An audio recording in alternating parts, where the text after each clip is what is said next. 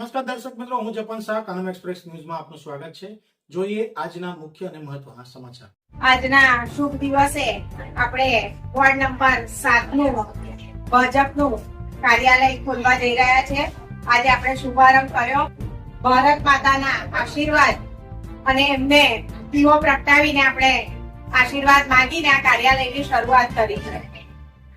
ભારતીય જનતા પાર્ટીને સરકાર એટલે વિકાસની સરકાર।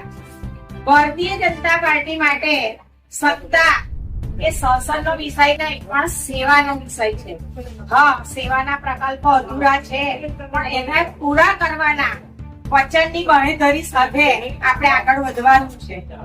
આપણે મત આપવાનો છે રામ મંદિર બનાવનારી સરકારને। આપણે મત આપવાનો છે 370 ની કલમ હટાવનારી સરકારને।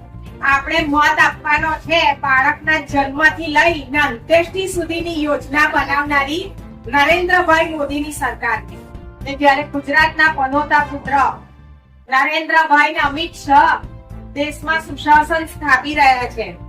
ભારત માતાને પરમ વૈભવના શિખરે લઈ જવાની એક ઝુંબેશ ચલાવી છે। 2047માં ભારતને વિકસિત ભારત અને શ્રેષ્ઠ ભારત બનાવવાનું પ્રધાનમંત્રીએ સ્વપ્ન જોયું છે।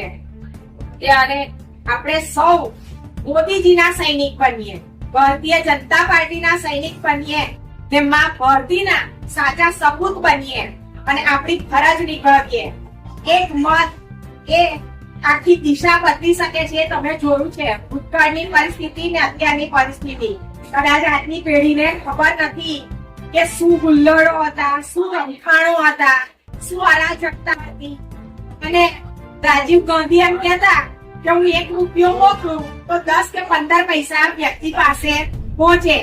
આજે ખાતામાં પહોંચે છે પૈસા દરેકને, દરેક યોજનાનો લાભ।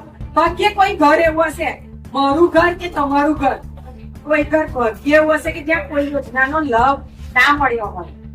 બહેનો હોય, યુવાનો હોય, ખેડૂતો હોય, શ્રમિકો હોય, કોઈના માટે કોઈ યોજનાની ખોટ સરકારે છોડી નથી। ત્યારે આ વિકાસની રાજનીતિમાં આપણે બીજું બધું બાજુએ મૂકી અને એક બની, મેક બની અને સૌ સાથે મળી અને ભારતીય જનતા પાર્ટીના જ્વલંત ને ભવ્ય વિજય માટે પ્રયાસ કરીએ। સાથે મળી અને આપણે સૂત્રને સાકાર કરીએ। સૌનો સાથ, સૌનો વિકાસ।